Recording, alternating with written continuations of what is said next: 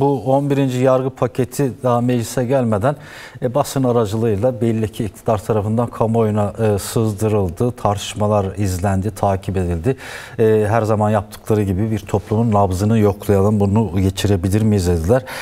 Bu tür garabet paketleri oluşturma konusunda oldukça yetenekli bir iktidarla karşı karşıyayız.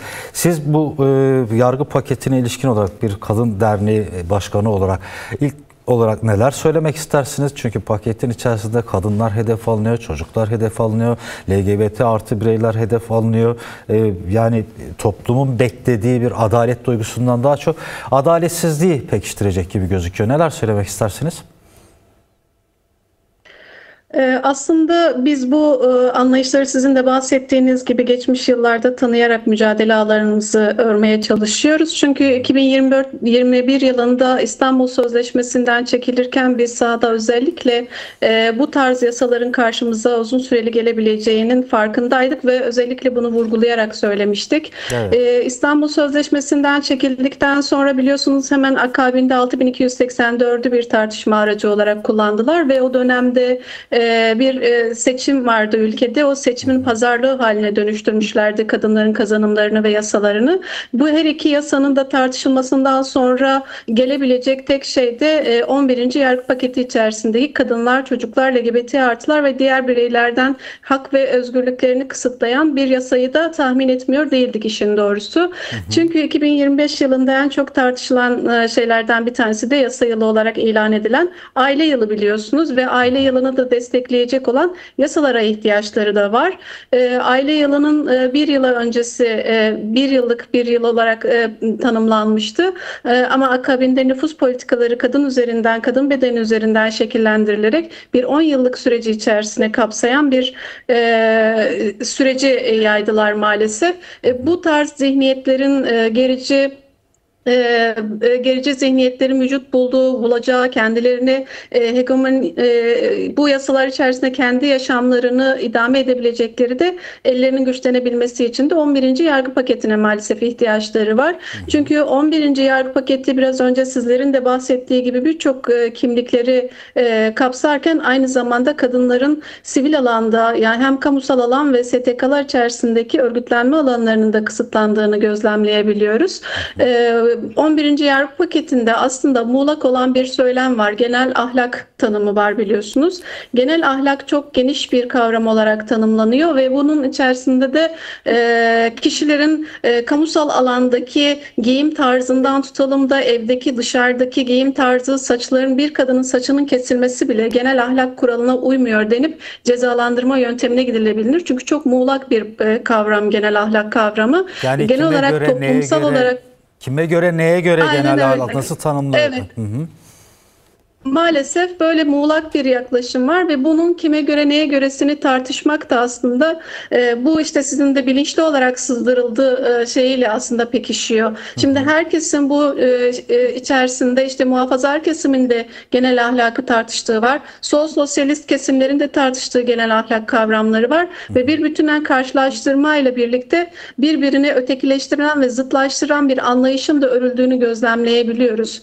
Biz şimdi bu genel ahlak kavramı içerisinde aynı zamanda kadınların biyolojik özellikleriyle birlikte LGBT artıların da kendilerinin yaşam tarzlarına müdahale olduğunu görebiliyoruz.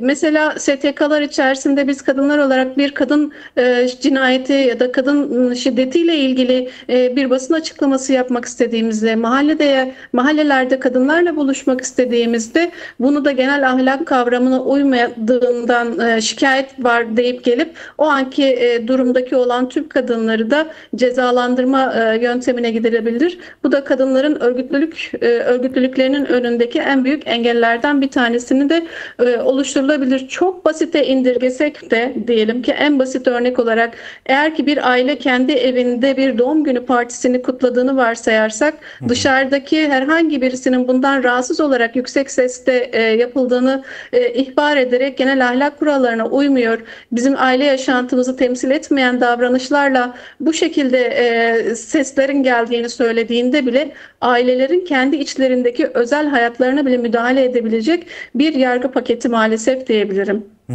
Peki önümüzde 25 Kasım da var. Kadına yönelik şiddete karşı Uluslararası Mücadele Günü'ne hazırlıklar da devam ediyor. Biraz önce mesela bir haber düştü ajanslara. Hezek'te bir yürüyüş gerçekleştirildi. Kadıköy'de bir masa kurulacak. Kadınlar bu alanda mücadelelerini özellikle son 5 yıldır 2019'dan sonra dünya genelinde daha da güçlendirerek yükseltiyor. Mücadelenin tabiri caizse motor gücü olarak sürdürülüyor. Bu çocukları da hedef alan bir paketin içerisinde ifade var.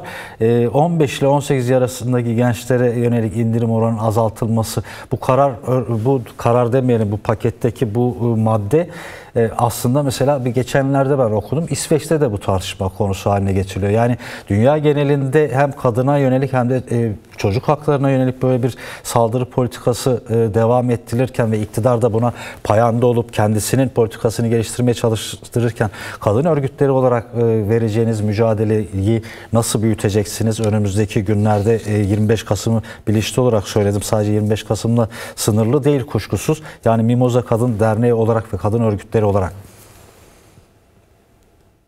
Aslında siz de bahsettiğiniz gibi hem dünyada hem de Türkiye'de otoriterleşen bir yapı var ve bunun içinde sağ popülist yaklaşımlarla birlikte kadınlar ve çocuklara bir dizayn çekilmeye çalışılıyor. Yaşamlarına müdahale ve kendisini istediği bir rol ve misyonla hayat bulmalarını istedikleri bir yaklaşım biçimi var. Dolayısıyla bizim 40'lı yıllarda hatta 60'lı ve 90'lı yıllardaki kadın mücadelesinin kazanılmış haklar olarak tanımladığımız işte kılık kıyafet özgürlüğümüzden tutalım kamusal alandaki özgürlüğümüzle birlikte seçme ve seçilme haklarımız da dahil olmak üzere aslında birçok mücadele ağlarını örerek geldiğimiz bir kazanımlarımız var. Bu kazanımlarımız elbette ki 25 Kasım içerisinde sınırlandırılamaz ama aynı zamanda yaptığımız çalışmaların milatları olarak adlandırdığımız günlerdendir 25 Kasım. İşte en son biliyorsunuz New York'ta seçilen bir şey oldu. Evet. Yenilenen belediye seçimlerinde umutlandırıcı şeyler gelişti. Hem bütün kabinesinde kadın eş başkanlıklar olarak tanımlandı. Basına yansıyan şeyler bunlardı. Bunlar bizim için çok önemli olmasına rağmen gerici zihniyetlerin de tartışmalar açısından kadınlar desteklediği için seçildi dendi ve hatta kadınlar oy kullanmasına kadar getirilen bir tartışma söz konusu olmaya başlandı şimdi de. Bu anlayışların Türkiye'de de vücut bulduğu ve bu ideolojilerle kadınların kazanımlarını geriye götürdüklerinin farkındayız. Ama bizim mücadele alanlarımız sadece bir gün üzerinden tanımlamadığımız gibi geçmiş yıllardaki aldığımız güçle mücadele alanlarımızı genişleterek devam etmeye çalışıyoruz. 25 Kasım'da da birçok eylem ve etkinlikleri hem Mimoza Kadın Derneği olarak hem de Mersin'deki kadın platformları bileşenleri olarak birçok eylem ve etkinlikleri düzenliyoruz. Sahada özellikle kadınlarla bir araya gelerek kadınlarla ilgili kadına yönelik şiddeti, uyuşturucu, fuhuşu tartışıyoruz. Çünkü artık bazı ekonomik sorunlardan kaynaklı gençlerin ve genç kadınların, genç erkeklerin çok ciddi anlamda düşürülme politikalarıyla karşı karşıya kalındığı bir süreç var. Dolayısıyla bir bütünen bilinçlendirme ve aynı zamanda ortak örgütlü ağları oluşturmak için sahada çalışmalarımız var. Akşamları erkeklerle ilgili bir erkeklik krizi de var biliyorsunuz maalesef.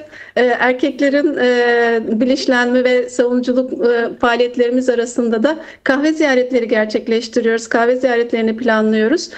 Dolayısıyla böyle hem sahayı da bırakmadan aynı zamanda da kendimizin de güçlendiği çalışmalarımız bu 25 Kasım vesilesiyle ve sonrası da devam eden birçok çalışmamız var. 25 Kasım'da da gece feminist yürüyüşümüzü her yıl olduğu gibi de gerçekleştirmeyi planlıyoruz. Bu 11. yargı paketini daha meclise gelmeden durdurma konusunda kararlıyız diyen sesleri de duyuyoruz. Siz biraz önce bir örnek olarak verdiniz. Yani bir umuttu, bir umut ışığının da mevcut olduğunu gösteren bir sonuçtu benim gözümde New York'daki belediye seçimlerini Mamdani'nin kazanması ve benim gazeteci olarak takip ettiğim kadarıyla yani farklı kimliklerin, farklı inançların, Müslüman, Hristiyan, Yahudi kesimleriyle bir bir arada oldu, ortak bir şekilde bu kampanyayı yürüttü, mücadele etti. LGBT artı bireyleri, kadın örgütleri, çocuk örgütleri, evsizler gibi birçok farklı sistemle problemi olan, sisteme karşı mücadelesinde kendini kimi zaman güçsüz hisseden her kesimin bir araya geldiği zaman Trump gibi otoriter bir iktidarın var olduğu bir coğrafyada bu başarı sağlanabiliyor. Bu bağlamıyla kadın örgütlerinin çalışmalarını diğer farklı kimliklerin, kesimlerin mücadelesiyle ortaklaştırmak, birleşik bir mücadeleyle bu arzu edilen adilane bir dünyayı kurmak için neler yapmak gerekir? Bu konuya dair de kısa bir yorumunuzu duymak isterim. Tekrar söz size vereyim ben. Aslında söylemleriniz arasında vardı. Bu saydığınız kimliklerin birleşkesidir kazanımlar, mücadelesinin sonucudur aslında kazanımlar. Bizler de bunun sürekli alanlarda söylüyoruz. Kadınlar, gençler, LGBT artılar, ötekiler kendini kimlik olarak nasıl tanımlıyorsa kendini özgürlüğü için kendilerini ifade etme alanlarında savunuculuk faaliyetlerini hangi alanda birlikte birleşerek kazanmayı hedefleyen kim olursa olsun bizler sahada onlarla dayanışmak için, mücadele etmek için her zaman için hazırız. Dolayısıyla ihtiyaçlar temelinde açığa çıkan her türlü problemi çözebilmek adına da birlikte ve dayanışmayla ancak çözüm odaklı sonuca götürebiliriz diyebilirim. Çünkü birleşe kazanan bir çalışma yöntemini sergileyen ve esas alan bir yapıya sahibiz. Her birin birlikte olduğu ve ortak paydada buluştuğu her çalışmanın da zafere gittiğine inanıyoruz. Onun için de toplumsal değişimi, dönüşümü yaratabilmek adına da birlikte mücadele etmek her zaman kazandırır. Örgütlü ve birleşik bir mücadelenin kazandırdığını hem tarih bize gösteriyor hem de yakın deneyimler gösteriyor. Son olarak eklemek istediğiniz bir sözünüz varsa onu da alalım. Daha sonra yayınımızı noktalayalım sizlerle beraber. Evet, öncelikle 11. yargı paketinin biz kadınlar ve çocuklar LGBT artılar için çıkartılmaya çalışılıp toplumsal baskıyı yaratan iktidarlara cevap olabilmek adına 25 Kasım'da tüm kadınları alanlarda olmaya ve kendi haklarımıza, kadın kimliğimize sahip çıkabilmek adına mücadele ağlarımızı genişletmeye davet ediyoruz. Ve dayanışmanın birlikte örüldüğü, aynı zamanda da kendi haklarımızın, kendi kazanımlarımızın doğru temelde ifade ettiğimiz yasa